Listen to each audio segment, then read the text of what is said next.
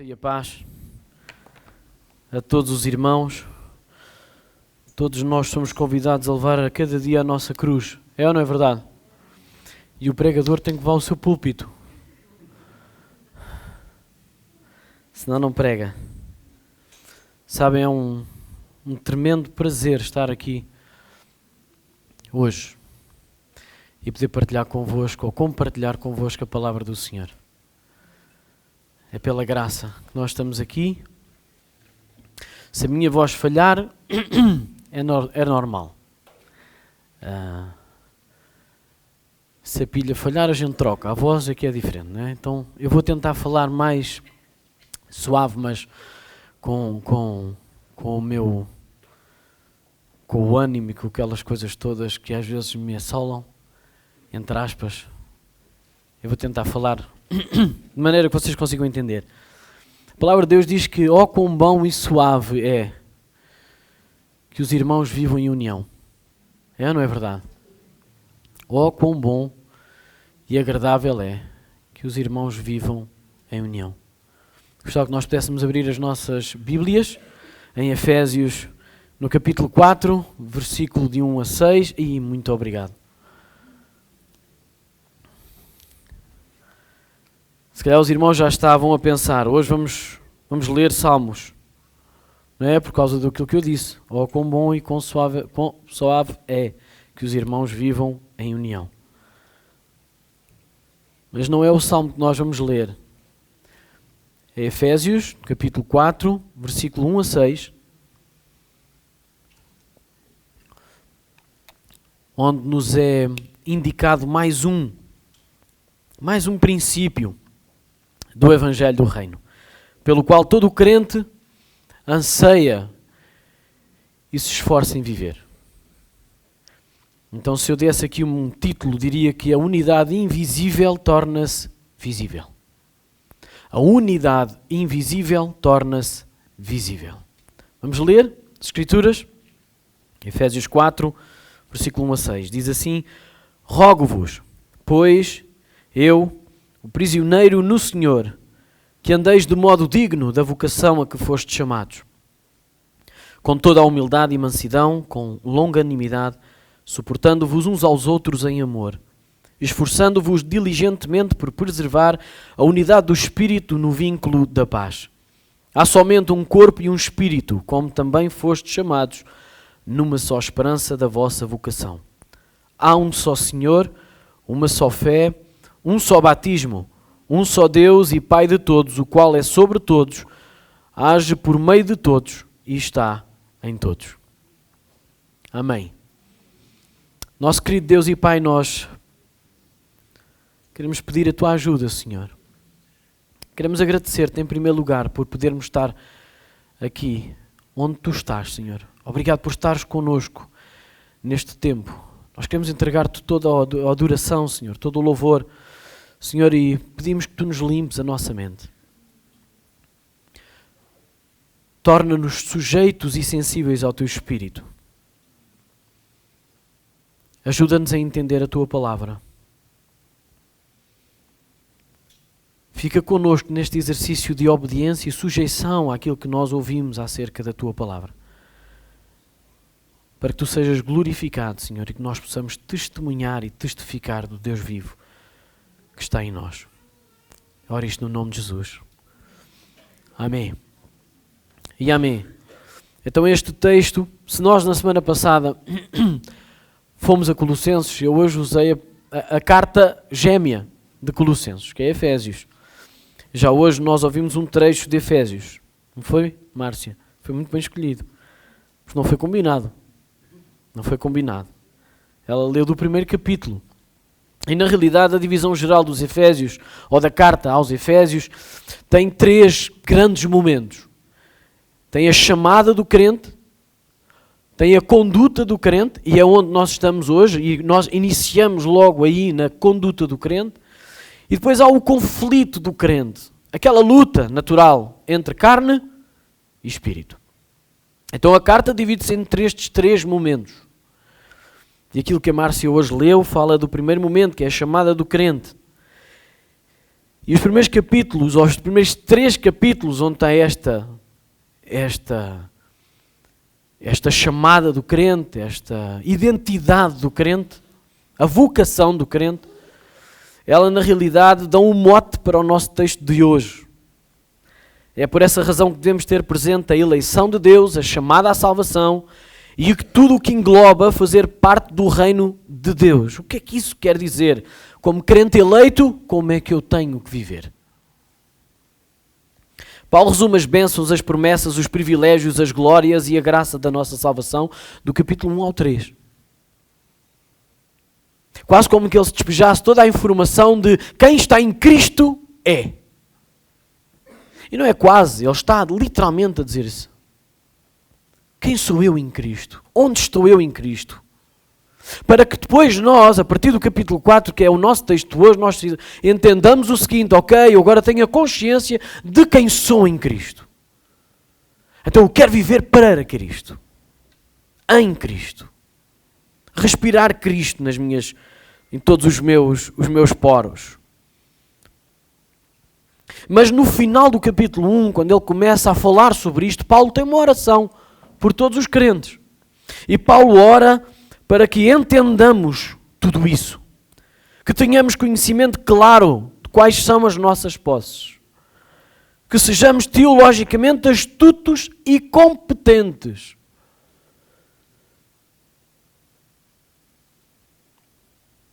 Quanto a tudo o que Cristo nos deu.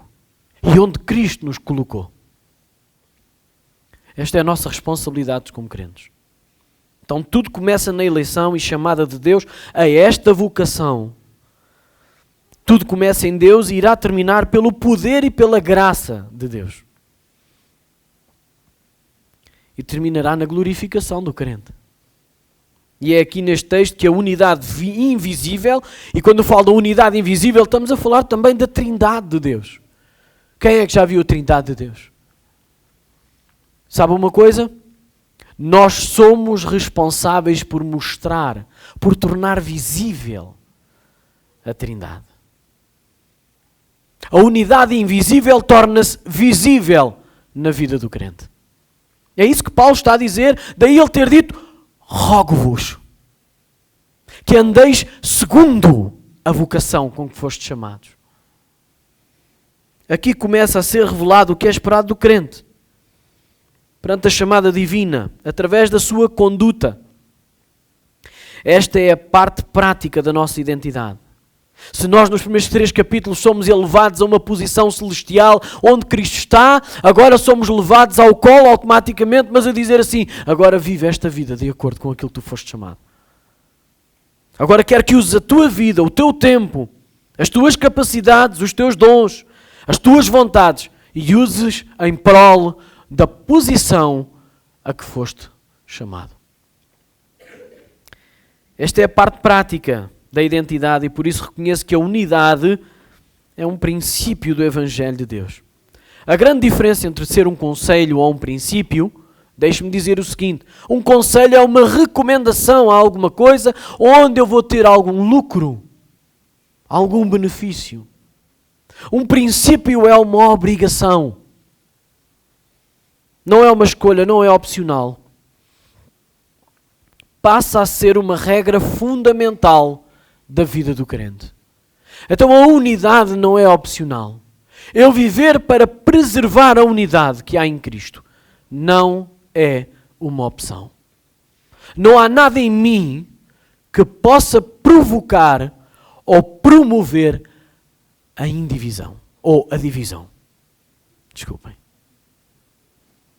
Paulo, nos primeiros 3 capítulos, faz um paralelo físico, cultural, contemporâneo com a realidade espiritual.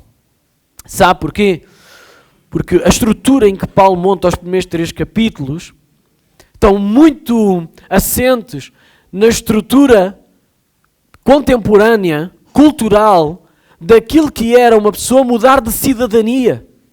Do mundo não civilizado para o mundo civilizado, ou seja, tornar-se romano. As pessoas tinham que ser escolhidas por alguém. As pessoas não decidiam ser romanas. tornarem-se cidadãs romanas. Elas tinham que ser escolhidas por eles. E Paulo ele começa a colocar logo, nós fomos chamados, eleitos, para sermos tornados filhos do Altíssimo. E Paulo está a usar exatamente a mesma cultura, a mesma forma, e eles entendem isto nesta linguagem.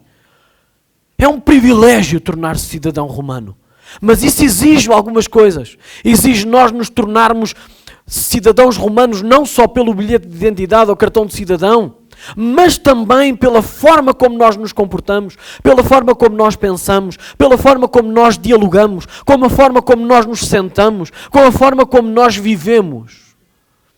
Inclusivamente havia uma escola para a cidadania romana, para aquelas famílias abastadas que escolhiam pessoas de fora e diziam, tu vais ser meu filho.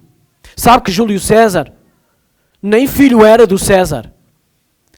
E a escolha, quando diz escolha na cultura romana, sobrepõe-se até aos filhos legais de sangue.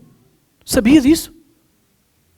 Por isso é que o sucessor do Júlio César não era filho dele de sangue, mas era um filho de escolha. E Paulo sabe muito bem qual é a linguagem que está a tratar com os Efésios e que eles vão absorver aquilo de uma forma muito intensa.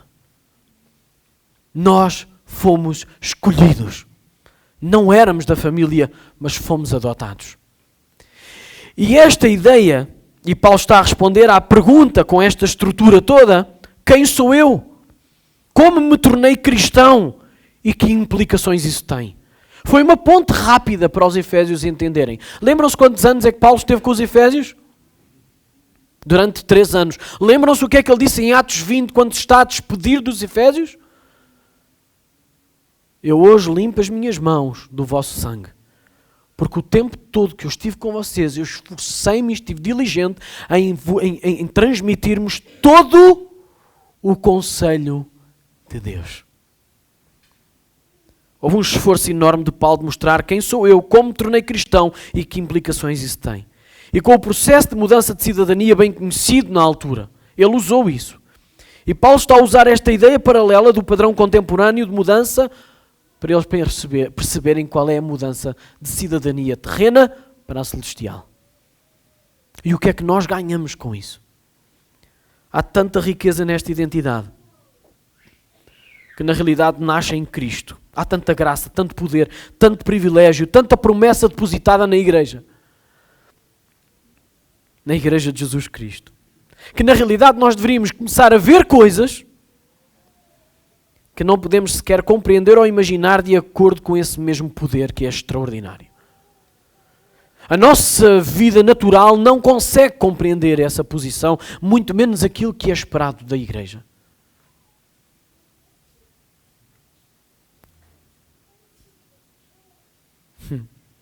E por vezes esquecemos que o poder de Deus reside em nós. Qual poder? Aquele mesmo poder que ressuscitou Jesus Cristo. Será que nós nos consciencializamos dia após dia que o poder de Deus que ressuscitou Cristo está em nós, reside em nós, trabalha através de nós e quer testificar da sua palavra e do seu poder através de cada um de nós? Será que nós temos esta consciência dia a dia?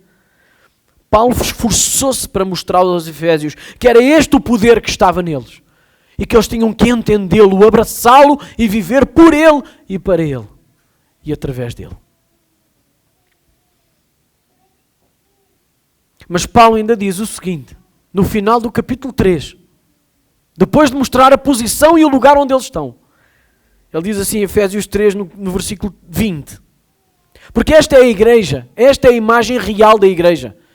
Nós não somos um grupo a nível humano.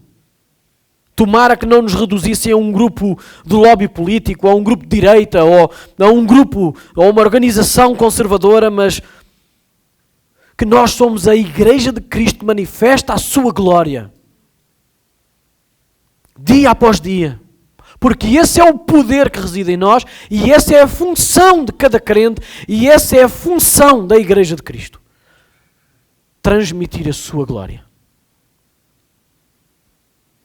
Efésios 3:20 diz o seguinte: ora, àquele que é poderoso para fazer infinitamente mais do que tudo quanto pedimos ou pensamos, conforme o seu poder que opera em nós.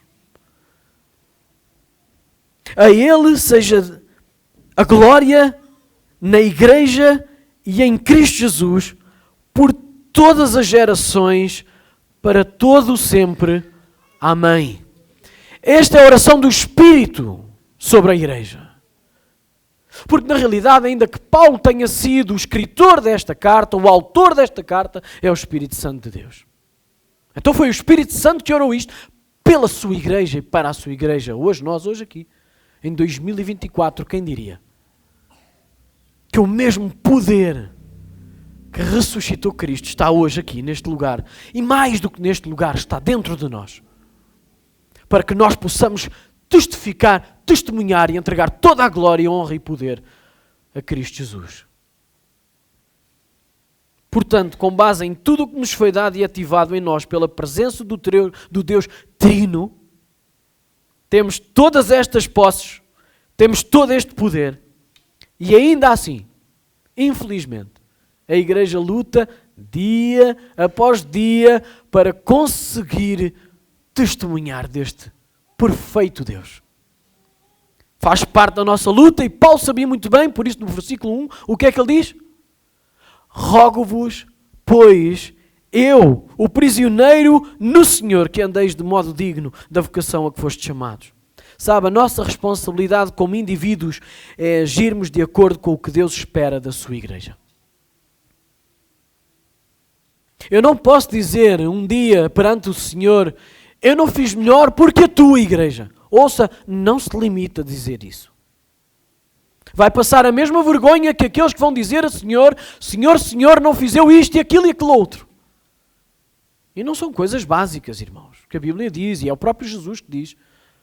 Está a falar de curas, está a falar de expulsão de demónios, está a falar de fazer tudo e mais alguma coisa. Que muitos pseudo-cristãos querem ter esse testemunho. É como o Simão, que pediu o Espírito Santo para fazer magias e milagres. Mas o que é que o Senhor Jesus diz naquele dia? Apartem-se de mim, vós que praticais a iniquidade, porque eu nunca vos conheci. Então a realidade é que nós deveríamos ser obcecados por agir de acordo com aquilo que Jesus exige da sua Igreja e espera da sua Igreja. Paulo é obcecado, sabem pelo quê? Pela santificação. Paulo é obcecado pela santificação do crente. Por isso ele se dedicou de uma tal forma que ele diz, eu, o prisioneiro de Cristo. Eu estou a trabalhar pela vossa santificação. Sabe que há um período, nós gostamos muito. Nós gostamos imenso. Adoramos olhar para a doutrina da soberania divina, intenção divina, vontade divina, predestinação, eleição, tudo o que tem a ver com Deus e aquilo que está por vir. Glorificação do crente. Mas quando toca a santificação, nós ficamos sempre com o pé atrás. Sabe porquê? Porque é o momento que exige mais de nós. E Paulo é obcecado pela santificação do crente. Porque é o momento entre a justificação e a glorificação. É o tempo, é aquela parte em que nós somos chamados a cooperar com Cristo. Porque na justificação, o que é que nós fizemos para obter a justificação? Zero. Porque foi o próprio Jesus que disse, está consumado. Quem é que pagou o preço? Jesus. Então nós introduzimos-nos num processo de santificação. Fomos introduzidos. Fomos introduzidos pela justificação em Cristo. E estamos a ser guiados até à glorificação. Mas Paulo é obcecado por aquilo que nós também deveríamos ser obcecados, que é a santificação do crente. E por isso Paulo diz com todas as letras, rogo-vos, pois eu, o prisioneiro no Senhor. Sabe o que é que isto quer mostrar? Eu quero mostrar 3 coisas. A unidade da igreja tem urgência, é necessário consciência, porque sem essa consciência nós não vamos ser urgentes em nada e nem vamos conseguir chegar à essência, à natureza, o porquê. Então eu quero que nós entendamos a urgência, é urgente, a unidade. chegarmos à unidade, preservarmos a unidade e termos consciência do que isso é. Agora, porquê a palavra urgência? Em primeiro lugar, por causa das palavras de Paulo, rogo-vos. Já alguma vez ouviu alguém dizer, eu rogo-te, e não é urgente nenhuma, não tem urgência nenhuma. Até poderíamos confundir urgência com emergência. Mas a verdade é que eu coloquei urgência e não emergência, sabe porquê? Porque a emergência quer dizer que a vida está por um fio. E a urgência diz que não pode ser negada, não podemos ignorar o que está a acontecer. É urgente fazer alguma coisa. Porque se nós negarmos isto, vai começar a ser emergente. Vai ser uma emergência. A vida está em risco. E neste momento não é a vida que está em risco. É a nossa santificação que está em prol disto. Ou seja, está em causa. É urgente a nossa santificação. Rogo-vos, pois, irmãos, a este princípio. A principal diferença entre estes dois estados é isto. É que a emergência apresenta ameaça imediata para a vida do paciente, enquanto a urgência é uma ameaça em futuro próximo, que pode vir a tornar-se essa tal emergência, se não for solucionada. Em segundo lugar, a minha intenção, por falar em urgência, é redobrar a nossa atenção prioritária ao veículo. O como? Como é que eu vou tornar urgente? Como é que eu vou preservar a unidade? Qual é o veículo que promove a unidade? É necessário entender que o que se segue é a estrutura que torna possível o resultado. Aquilo que Paulo vai dizer nos versículos 2 e 3 é o que torna possível eu cooperar nessa unidade. Eu, na minha vida, preservar a unidade. A unidade é o resultado.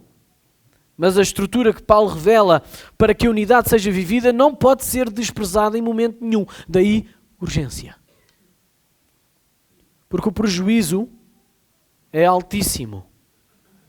Paulo, por várias vezes, recorre à autoridade que tem como apóstolo para reiterar a seriedade das suas palavras. Mas ele, neste caso, não diz apenas eu, o apóstolo. Ele diz o quê? Eu, o prisioneiro de Cristo. Ele está a dar a sua vida como exemplo. Ele está a mostrar aquilo que, na realidade, para ele tem muito mais valor.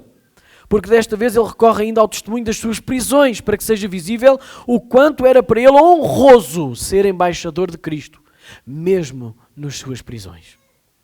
Aliás, para Paulo, tudo o que diz respeito a Cristo, ainda que pela ótica do mundo seja desprezado, seja sem valor algum, seja até uma coisa que nós não queremos, como são as prisões, para Paulo isso era muito mais honroso do que qualquer pompa e circunstância de reis, de governadores, medalhas de honra, o que quer que fosse. Para Paulo era muito mais honroso estar na prisão pela causa de Cristo do que receber uma medalha na presidência, como é que se chama? Esqueci-me do nome. No ONU? Não era no 10 de junho, mas não interessa. É verdade, há aqui, para muitos, sofrer em nome de Cristo não faz qualquer sentido. Mas para Paulo, ser prisioneiro pela causa de Cristo era tudo. John Stott diz que Paulo avança da nova sociedade para os novos padrões. Ele faz esta passagem. Eu quero-vos mostrar o que é mudar de cidadania e agora para os novos padrões. Vocês foram retirados das trevas e agora estão a viver na luz. Ele volta-se da exposição para a exortação. Da doutrina para o dever. Daquilo que Deus faz para aquilo que nós devemos ser e fazer. Paulo ensinou e orou pela igreja. E agora dirige-lhe um apelo solene. Rogo-vos que andeis segundo a vocação com que fostes chamados. Paulo conecta doutrina com vida. Paulo está a fazer a ponte entre o que ensinou e o que vai pedir de seguida. E sabe uma coisa? A vida é consequência da doutrina. Como nós vimos a semana passada, a doutrina é a base da nossa vida. O que queremos determina como vivemos. E Paulo está a mostrar a urgência em praticarmos o que queremos, a nossa fé. Como Jesus diz, quem não pratica aquilo que ouviu é como o néscio que constrói a sua casa sobre a areia. Agora nós temos é que tomar a consciência, versículos 2 e 3. Diz assim, qual é o veículo? Como é que eu faço isto acontecer? Como é que eu preservo? Diz assim, com toda a humildade e mansidão, com longanimidade, suportando-vos uns aos outros em amor, esforçando-vos diligentemente por preservar a unidade do Espírito no vínculo da paz. Deixem-me eu dizer-vos o seguinte, é preciso termos a consciência plena do que nos está aqui a ser pedido, para podermos preservar a unidade que existe em Cristo. E em primeiro lugar, é necessário termos bem presente que a unidade é graça do Senhor. Não é alguma coisa que nós, como indivíduos ou mesmo como igreja local, consigamos alcançar. Eu vou explicar outra vez, ou vou dizer outra vez. A unidade é graça do Senhor. Não é algo que nós consigamos alcançar. Aliás, Paulo não está a dizer, rogo-vos, esforcem-se para alcançar a unidade. Sabem porquê? Porque ele passou 3 capítulos inteiros a dizer que Cristo é a unidade. E Cristo obteve a unidade para a sua igreja. O que ele está a fazer é convite à preservação da unidade. Já nos foi dado tudo, irmãos. A unidade está presente em Cristo. E à medida que nós nos aproximamos de Cristo, nós estamos a viver em unidade. Estamos a preservar a unidade. Estamos a testificar da unidade. Estamos a testemunhar dessa unidade que há em Cristo. Nós não fomos chamados para alcançar a unidade ou para fabricar a unidade. Nós fomos chamados para preservar a unidade. E já agora deixem-me dizer, Paulo não fala de uniformidade. Fala de unidade. E é aqui que algumas pessoas ficam confusas por achar que eu jamais vou ser igual àquele irmão. Será que fui chamado por Cristo? Será que faço parte da igreja de Cristo? Não me identifico. Porque estão confusos. Deus não nos chamou à uniformidade. Deixe-me tirar este peso de cima de si. Nós não fomos chamados para ser todos iguais. Porque isso é o que quer dizer uniformidade. Sermos todos iguais. Sem variáveis.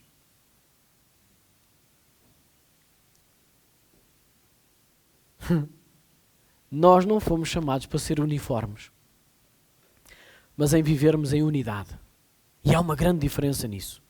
Unidade é o resultado de uma transformação interior que Deus provoca em nós. Deus provoca uma mudança interior que nos leva à unidade em primeiro lugar com Cristo e com a sua igreja. A uniformidade é uma pressão externa que nos quer conformar com alguma coisa. O que é que diz Romanos 12? Não vos conformeis com este mundo. O mundo é que quer tornar toda a gente igual. Porque essa é a pressão que o pecado faz na carne das pessoas. E nós muitas vezes, com esta mística, tentamos viver a igreja com base na uniformidade, em vez de vivermos na unidade de Cristo. A unidade de Cristo requer variação de dons, variação de capacidades, variação de fé. A fé não é igual a todos. Para todos. Quer ver isso escrito na Bíblia? Leia comigo Romanos 12, 4 a 6. E vai aparecer aqui, se Deus quiser. Vai, não vai? Porque assim como num só corpo temos muitos membros, mas nem todos os membros têm a mesma função, a função é igual? Não, então já não há uniformidade na função. Mas somos chamados a um só corpo. Unidade. A unidade está lá, sim ou não? A uniformidade já foi varrida.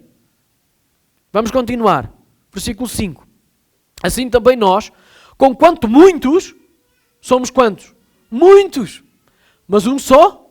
Ok, mas com quanto muitos somos um só corpo em Cristo. Cristo é que é a unidade. Nós só somos um quando estamos em Cristo. Não é porque somos iguais, não é porque pensamos igual, não é porque temos o mesmo perfume, não é porque usamos a mesma roupa, não é por causa disto e daquilo outro externo. É por causa daquilo que Cristo faz em nós internamente, que nos provoca a vivermos em unidade em Cristo. E depois versículo 6, diz, desculpem, no 5 ainda diz, um só corpo em Cristo e membros uns dos... Isso cola-nos uns aos outros. Quem é que nos cola uns aos outros? Cristo. Cristo é que nos cola uns aos outros. É Cristo que torna possível a unidade da sua igreja. Não é a nossa forma de pensar, de vestir, de falar, os nossos gostos pessoais, o que quer que seja. É só Cristo em nós que torna possível a unidade da sua igreja. Versículo 6. Tendo, porém, diferentes dons. Onde é que está a uniformidade, irmãos? Zero. Já foi varrida há muito tempo, desde o primeiro momento da função. Tendo, porém, diferentes dons segundo a graça que nos foi dada. E agora repare, se profecia, seja segundo a proporção da... A proporção da fé é igual. Não, senão não estava lá escrito. Então, irmãos, a uniformidade tem que ser varrida do nosso pensamento, porque ela vai atrapalhar a verdadeira unidade que há em Cristo. Porque quando eu quero viver em unidade, isso é o que o pecado provoca em nós, queremos que as pessoas sejam iguais a nós, queremos ser reconhecidos aos outros, e por isso nós estamos sempre a tentar modificar o pensamento do outro para nós sermos aceitos, encaixarmos. Tem noção disso ou não? Nós queremos ser aceitos uns pelos outros. E isso fala-nos de uniformidade, tal e qual como o pecado de Adão e Eva quer ser como Deus. Uniformidade. Deus não nos criou para sermos uniformes, mas unidos a Ele. E o que provocou esse desejo de uniformidade foi a divisão, a expulsão. Não dá para viver unidade sem entendermos que a uniformidade não faz parte da Igreja de Cristo. Não sei se estou a ser claro, espero sê-lo. Somos chamados à unidade da fé em Cristo, que é Cristo. A uniformidade exigia que todos tivéssemos a mesma proporção da fé que não temos, mas isso fica claro que é variável. No entanto, a unidade é sempre a mesma. Sabe qual é a unidade? Cristo, Jesus, e esse não é variável. Sabe, eu tinha aqui o exemplo até mesmo, quantos de nós aqui, quando nós nos vamos pesar, qual é a nossa unidade de peso? Quilo. Todos nós temos a unidade de peso igual, quilo. Mas quantos de nós têm o mesmo peso? Interessa? Não interessa. Mas interessa que todos sejamos pesados pela mesma unidade, que é o quilo. E nós na igreja é a mesma coisa.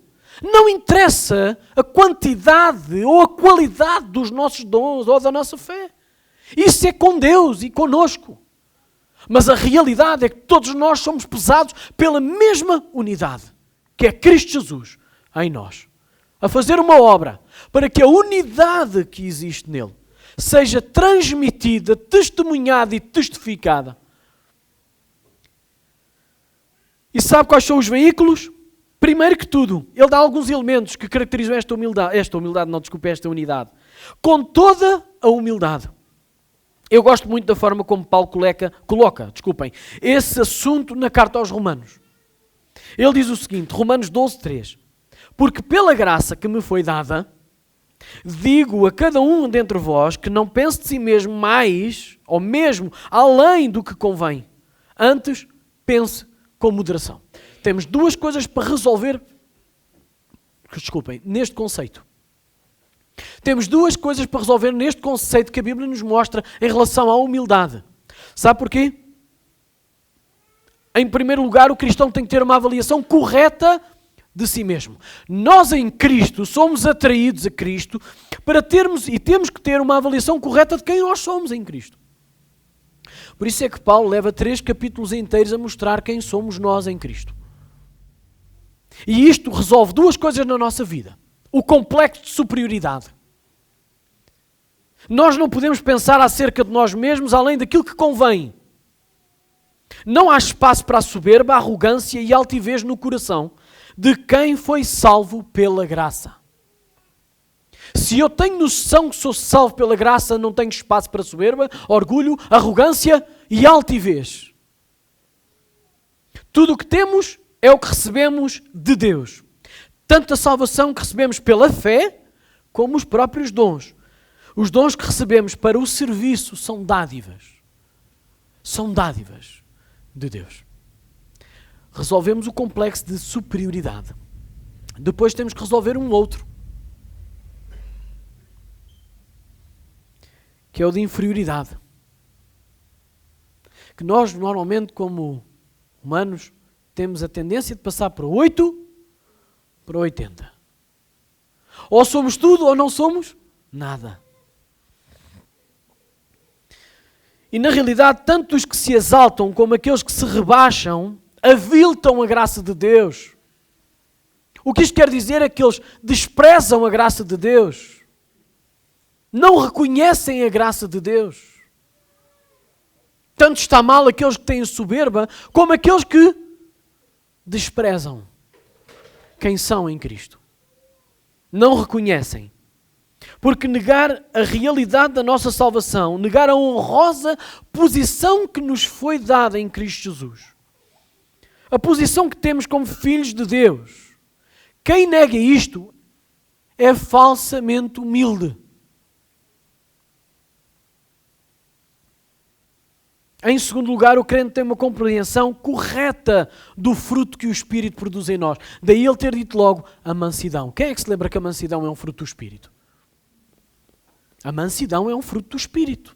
Então nós não temos apenas a correta informação acerca de quem somos, a correta imagem, quem somos em Cristo, mas também temos a correta ação em Cristo. O fruto do Espírito está em nós. Então, com mansidão, enquanto a humildade trabalha em nós, aquela correta visão no nosso relacionamento vertical com Deus, Senhor, eu sei quem Tu és, eu sei quem eu sou, eu sirvo-Te a Ti, Senhor, eu sei que tudo o que eu tenho na minha vida é Teu e é para Te servir. Então, nós automaticamente somos influenciados a servir o outro.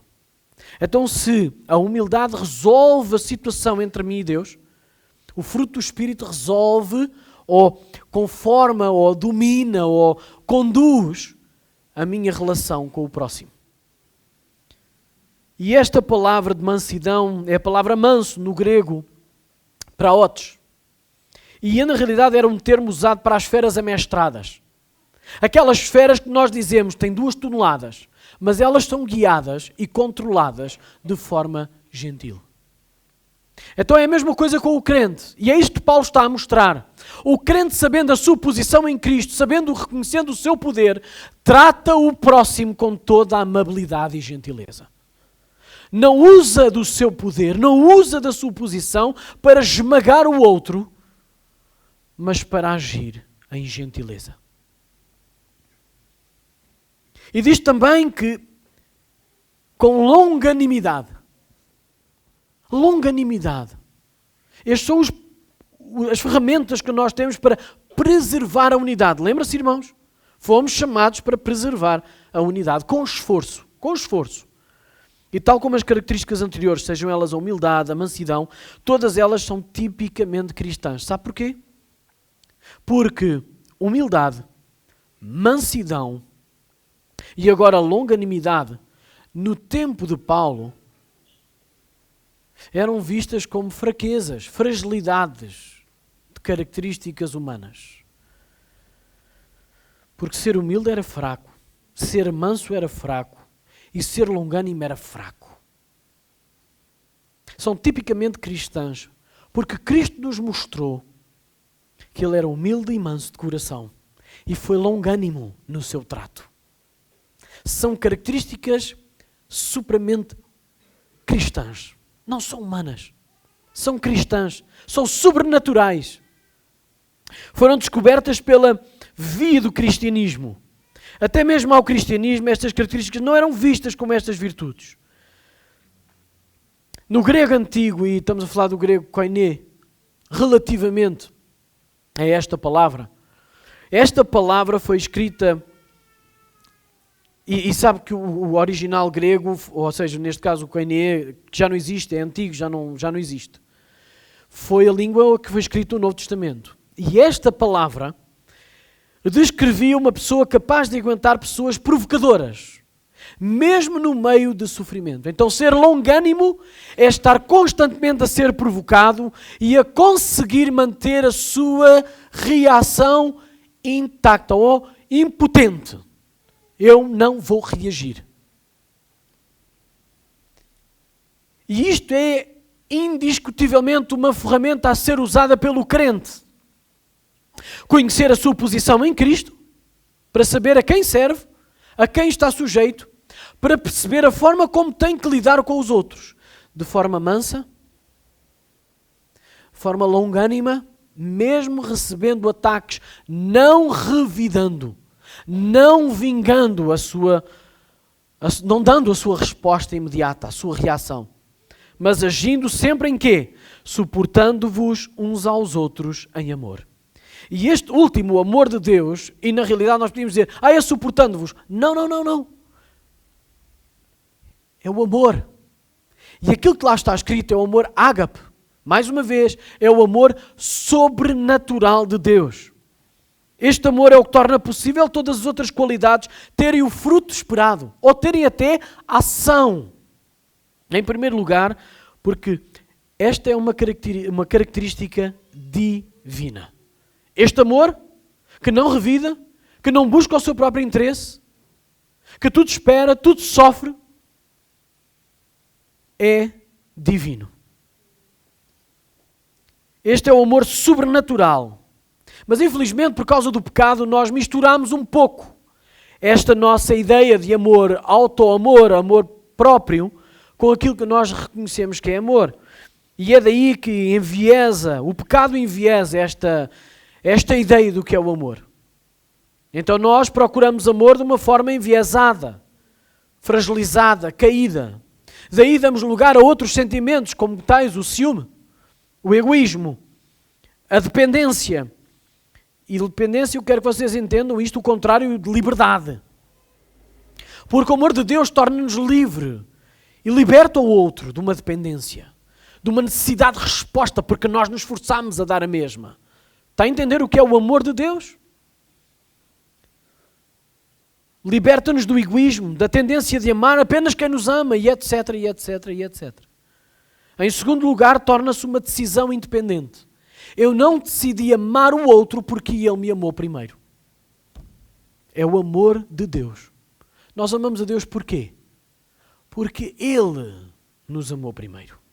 Nós amamos a Deus porquê, irmãos?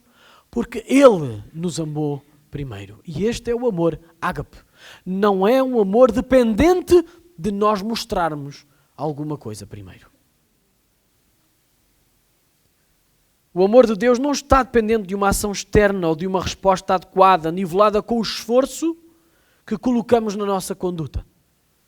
Quando entendemos este princípio, os limites da nossa doação, do nosso amor, da nossa doação, eu quero mesmo chamar esta palavra, eles são automaticamente expandidos, estendidos, sobrenaturalmente, com um resultado sobrenatural. Quando entendemos isto, nós somos expandidos para a graça de Deus.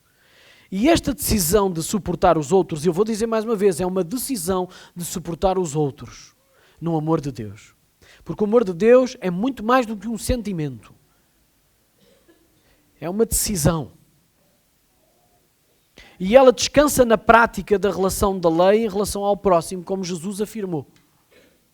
Em Mateus 22, 37 a 40, quando lhe perguntaram como é que a lei de Deus se cumpre? Como é que a lei de Deus... Estás-me a dizer a Deus? Não. É porque não está aqui, é isso? Não faz mal, eu vou ler na mesma.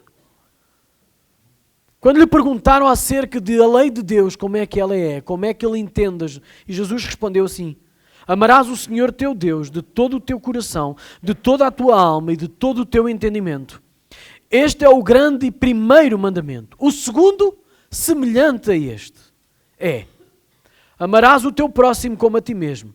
Destes dois mandamentos dependem toda a lei e os profetas. Estes dois mandamentos revelam mais uma vez a tal função que eu tinha explicado a semana passada, de que o nosso relacionamento vertical com Deus determina o nosso relacionamento horizontal com os outros. Se nós acharmos o contrário, vamos pecar, vamos perder, não vamos conseguir. Eu sei que vou conseguir amar o Senhor quando eu amar o meu próximo. Não, eu vou conseguir amar o meu próximo quando eu entender que eu amo a Deus.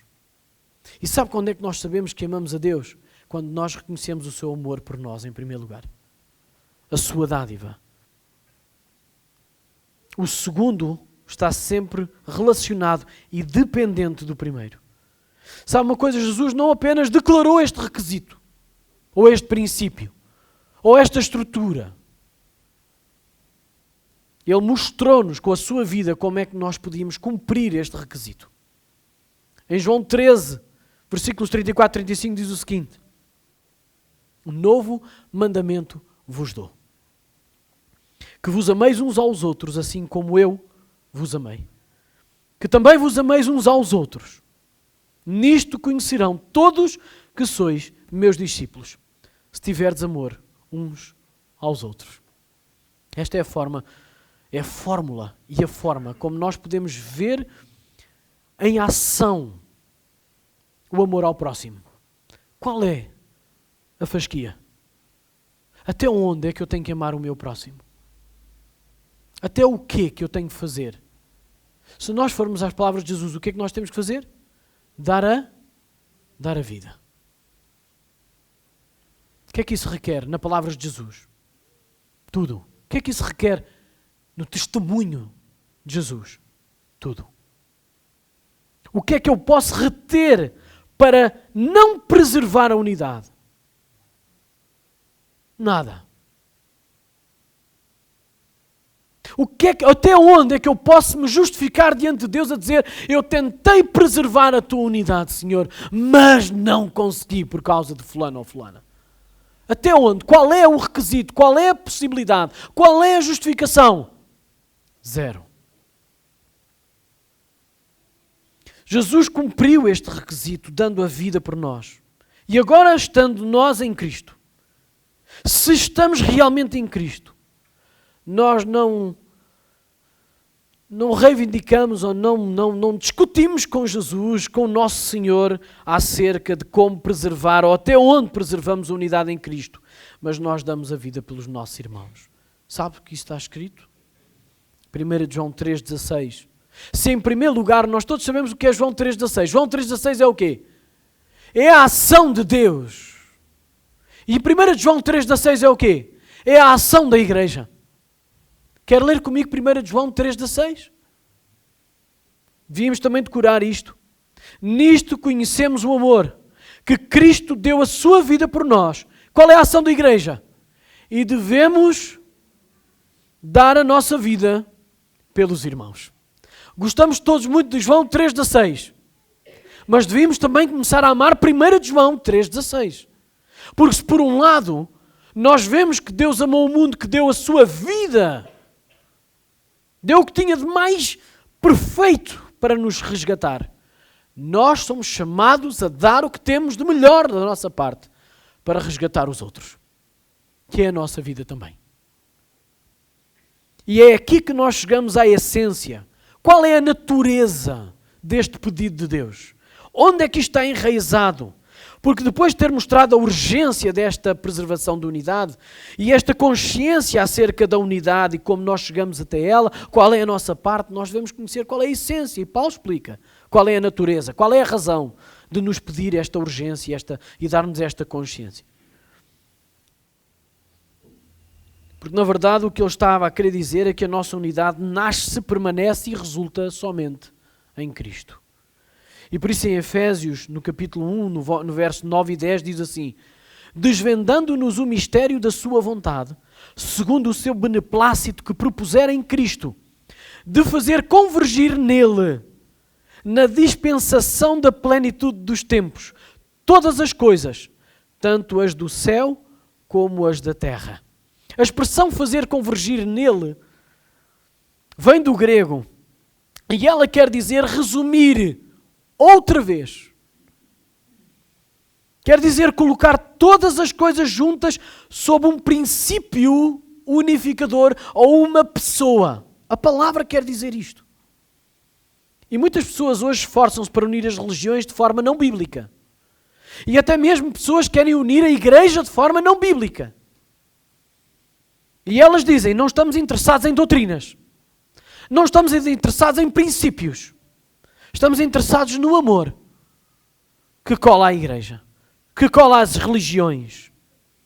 E dizem, vamos esquecer as doutrinas que nos afastam, que nos dividem. Vamos simplesmente unir-nos em amor, amar uns aos outros.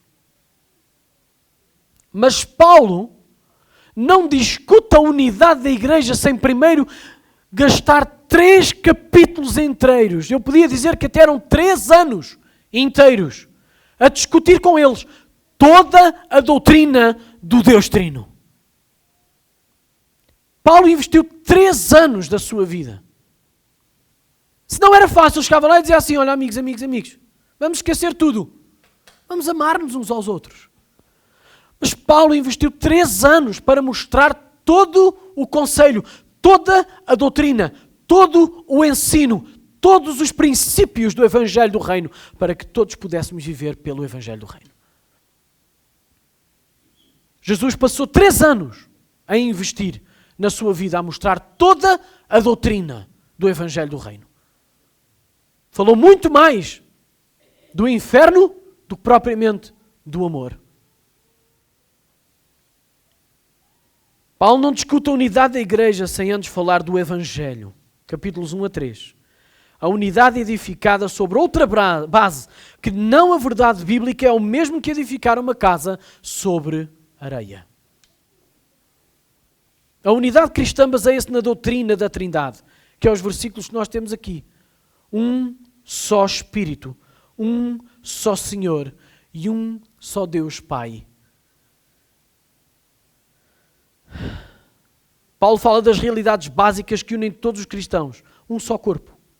No versículo 4. Só existe uma igreja verdadeira, que é o corpo de Cristo, formada por todos os santos, de todos os tempos, de todas as eras, de todas as nações, de todas as línguas, de todas as raças, num só corpo. A igreja verdadeira, um só corpo. Um só Espírito. E isto não tem a ver com a nossa disposição. Eu estou no espírito de... Eu estou na mood.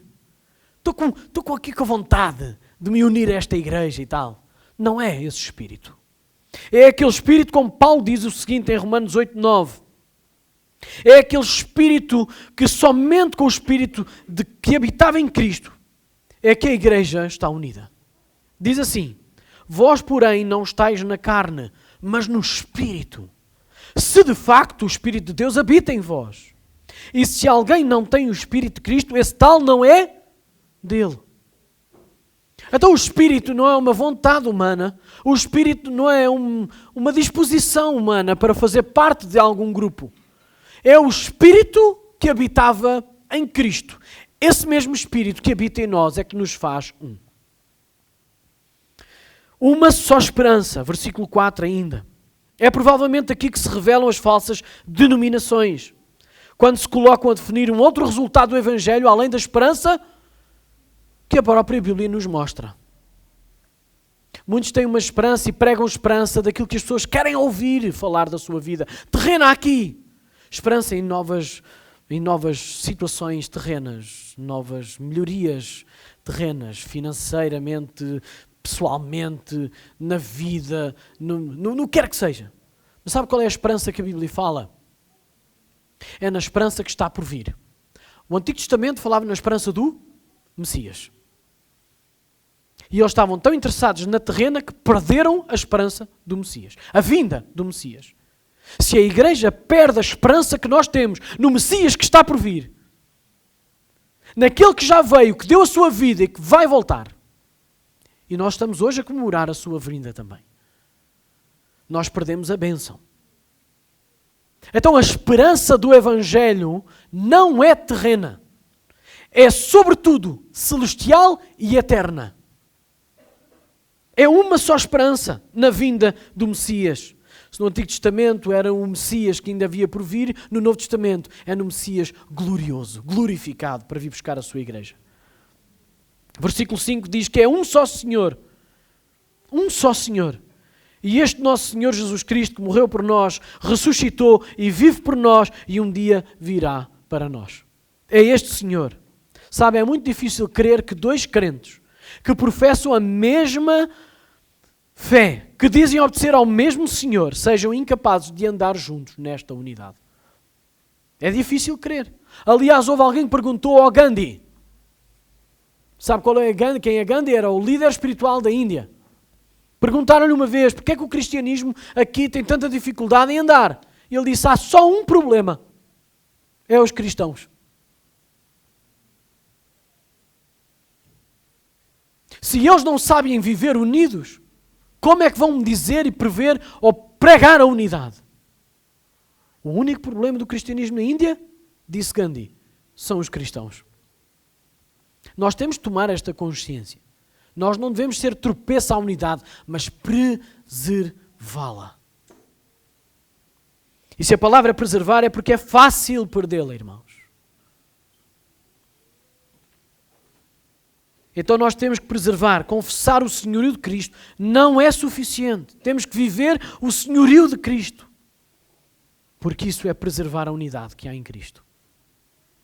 Uma só fé. A fé cristã tem vários aspectos práticos e devemos ter atenção que, em primeiro lugar, a fé é o conteúdo da verdade que queremos e praticamos. Não é só a verdade que pregamos. É a fé que nós queremos e que vivemos por ela. Diz assim em Judas 3, amados, quando empregava toda a diligência em escrever-vos acerca da nossa comum salvação, foi que me senti obrigado a corresponder-me convosco. E exortando-vos a batalhardes diligentemente pela fé que uma vez por todas foi entregue aos santos.